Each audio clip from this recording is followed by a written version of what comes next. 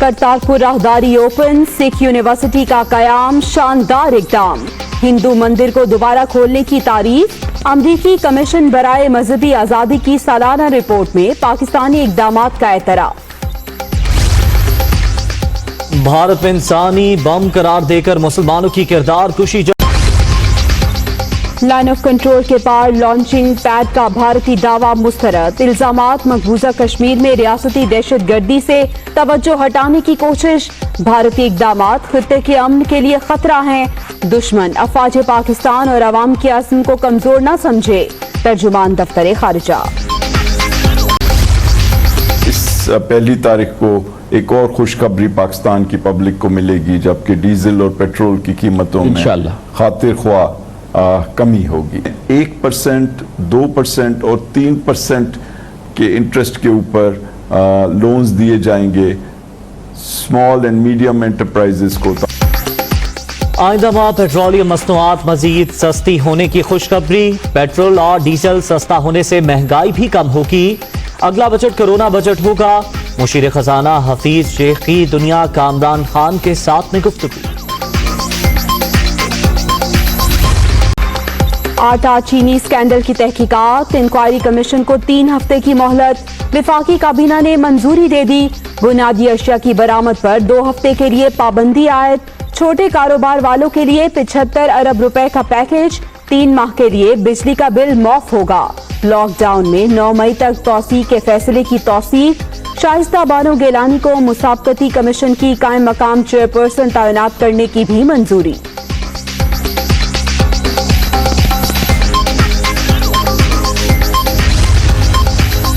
وزیراعظم سے شبلی فراز اور معاون خصوصی عاصم سلیم باجوہ کی ملاقات، کورونا کی صورتحال اور مختلف امور پر تبادلہ خیال۔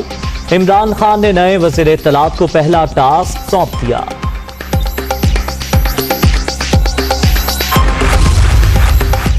18ویں ترمیم کے دفاع کا مشن، مولانا فضل الرحمان کے اپوزیشن رہنماؤں سے رابطے مکمل، جے یو ایف اے کے سربراہ کا حاصل پر زنجو، ساجد میر اور مولانا اویس نورانی کو بھی ٹیلی فون، ترمیم میں تبدیلی کی کوششیں ناکام بنانے پر اتفاق۔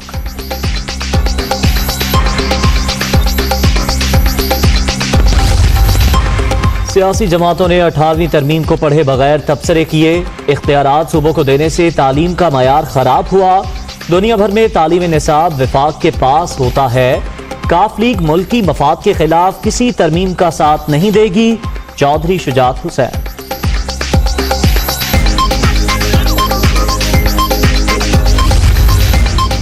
اٹھارہویں ترمیم پر حکومتی بیان بازی بے وقت کی راگنی، وفاق صوبوں کے ساتھ بیٹھنے اور معاملات طے کرنے میں سنجیدہ نہیں، سراج الحق کا این ایف سی ایوارڈ پر مستقل کمیشن بنانے کا مطالبہ۔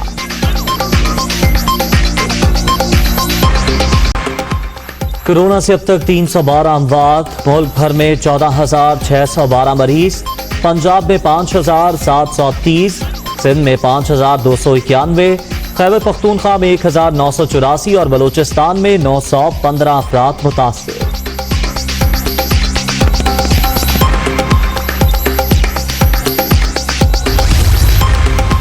کورونا مریض والے علاقوں میں لاک ڈاؤن کیا جائے گا، حکومت حکمت عملی کے تحت اقدامات کر رہی ہے، سماجی فاصلہ ہی وائرس سے بچاؤ کا واحد حل، متاثرین کی دیکھ بھال کے دوران جاں بحق ہیلتھ ورکرز کو شہید کا درجہ دیا جائے گا، ڈاکٹر ظفر مرزا۔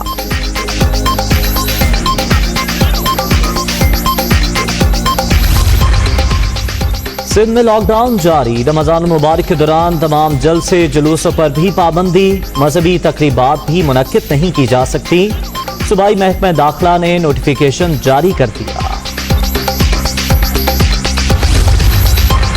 پنجاب میں اسمارٹ لاک ڈاؤن برقرار، شہریوں کو گھروں تک محدود رکھنے کے لیے پولیس کے ناکے، خیبر پختونخوا اور بلوچستان میں بھی سخت حفاظتی اقدامات۔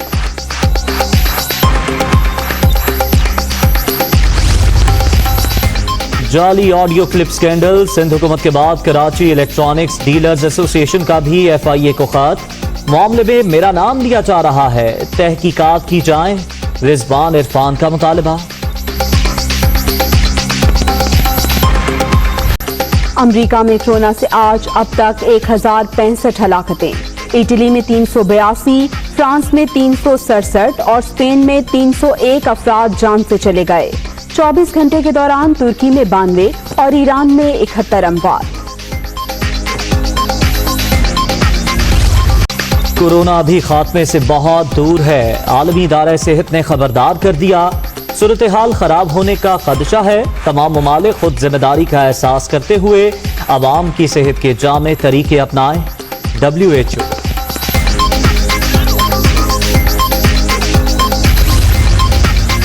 کورونا کے خوف سے دیگر بیماریوں کی ویکسینیشن نظر انداز، یونیسیف کی جانب سے جنوبی ایشیا میں بچوں کی صحت کے حوالے سے سنگین خدشات کا اظہار، پولیو ویکسینیشن کی معطلی تشویشناک قرار۔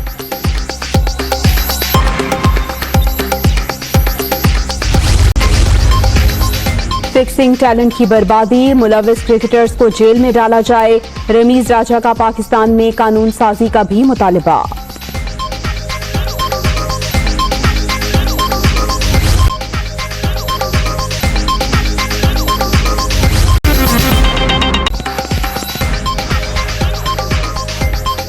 السلام علیکم، آپ دیکھ رہے ہیں دنیا نیوز، میں ہوں جویریہ زید اور میں ہوں سیر ملک۔ بلیٹن کا باقاعدہ آغاز کرتے ہوئے خبر آپ کو دیں، امریکہ کو ماننا پڑ گیا کہ پاکستان میں مذہبی آزادی کے حوالے سے مثبت اقدامات اٹھائے گئے، جبکہ بھارت کو خطرناک ترین ممالک کی فہرست میں شامل کر لیا گیا ہے۔ جی ہاں، آپ کو بتائیں کہ U S commission on international religious freedom نے اپنی سالانہ رپورٹ میں امریکی کانگریس کو بھارتی حکام پر پابندیوں کی سفارش کرتی ہے۔ نے اعتراف کیا کہ پاکستان میں مذہبی آزادی کے حوالے سے مثبت پیش رفت ہوئی، رپورٹ میں کافی حوصلہ افزا باتیں سامنے آئی ہیں۔ پاکستان نے سکھ برادری کے لیے کرتارپور راہداری کھولی، آزاد کشمیر میں ہندو مندر شاردا دیوی کو کھولا گیا، ننکانہ صاحب میں پہلی سکھ یونیورسٹی بنائی گئی، اقلیتوں کے خلاف امتیازی سلوک ختم کیا گیا، امریکہ نے تعلیمی مواد پر نظر ثانی کرنے پر پاکستانی حکومتی اقدامات کی تعریف بھی کی۔ خود کو امریکہ کی آنکھ کا تارا سمجھنے والے بھارت کو کمیشن نے مذہبی آزادی کے حوالے سے خطرناک ترین ملک قرار دے دیا۔ U S commission on international religious freedom نے اپنی سالانہ رپورٹ میں انڈیا کو مذہبی آزادی کے حوالے سے خاص تشویش والے ممالک کی فہرست میں شامل کر لیا۔ رپورٹ میں لکھا گیا کہ نریندر مودی کی پارٹی بی جے پی کو دوسری مدت کے لیے حکومت ملنے کے بعد بھارت میں مذہبی آزادی کا گراف تیزی کے ساتھ نیچے گیا۔ بی جے پی کی حکومت نے اقلیتوں پر تشدد اور مذہبی مقامات کی بے حرمتی کرنے والوں کو کھلی چھوٹ دی ہوئی ہے، جبکہ مسلم مخالف قوانین کی مدد سے مسلمانوں کو دبانے کی کوشش کی جا رہی ہے۔ رپورٹ میں مقبوضہ کشمیر کی خصوصی حیثیت کے خاتمے اور بابری مسجد کے حوالے سے سپریم کورٹ کے فیصلے پر بھی تنقید کی گئی۔ کمیشن نے امریکی کانگریس کو مذہبی منافرت پھیلانے والے بھارتی حکام پر پابندیاں لگانے کی سفارش کی۔ پاکستان نے ایل او سی پر لانچنگ پیڈ کے بھارتی دعوے کو من گھڑت اور بے بنیاد قرار دے دیا ہے۔ پاکستان نے لائن آف کنٹرول کے پاس لانچنگ پیڈ کا بھارتی دعویٰ مسترد کر دیا۔ ترجمان دفتر خارجہ کا کہنا ہے کہ الزامات مقبوضہ کشمیر میں ریاستی دہشت گردی سے توجہ ہٹانے کی کوشش ہے۔ بھارت نے 2020 میں 882 مرتبہ سیز فائر معاہدے کی خلاف ورزی کی۔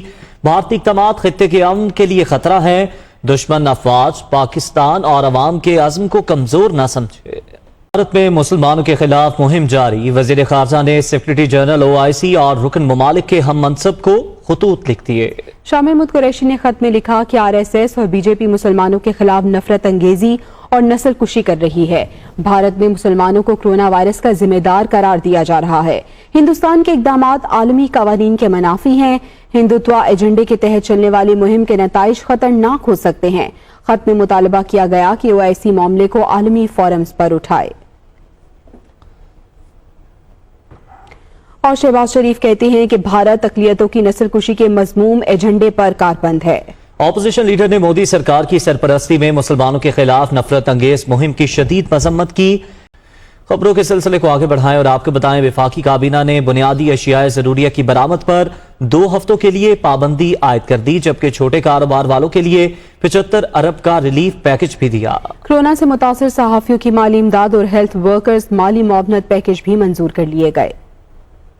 وزیر اعظم عمران خان کی زیر صدارت وفاقی کابینہ کا اجلاس، اشیاء ضروریہ کی برآمد پر 2 ہفتوں کے لیے پابندی عائد، چھوٹے کاروبار کے لیے 75 ارب روپے، کورونا سے متاثرہ صحافیوں کی مالی امداد اور ہیلتھ ورکرز کی مالی معاونت کے پیکج منظور، چینی بحران انکوائری کمیشن کو مزید 3 ہفتوں کی مہلت۔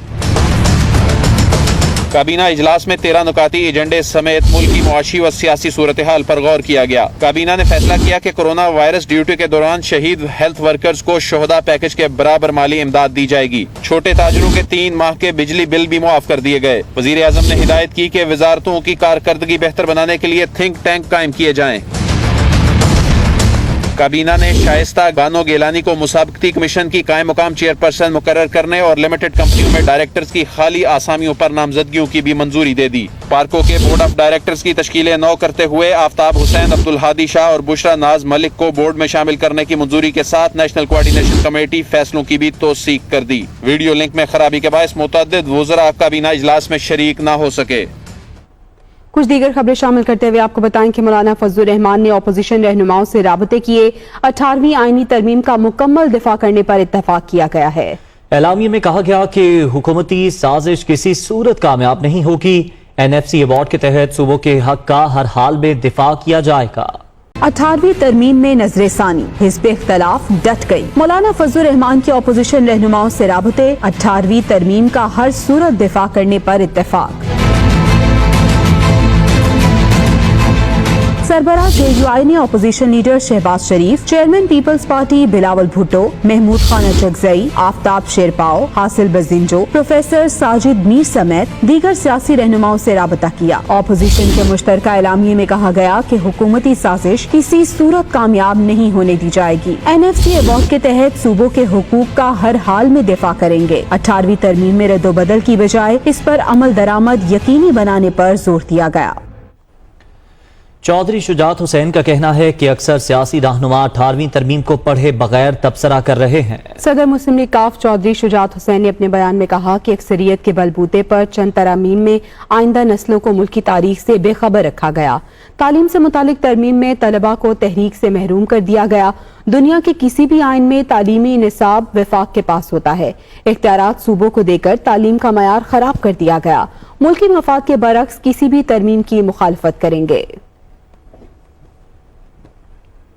ادھر سراج الحق نے NFC ایوارڈ پر ایک مستقل کمیشن بنانے کا مطالبہ کر دیا۔ کہتے ہیں کہ حکومت 18ویں ترمیم پر بے وقت کی راگنی الاپ رہی ہے۔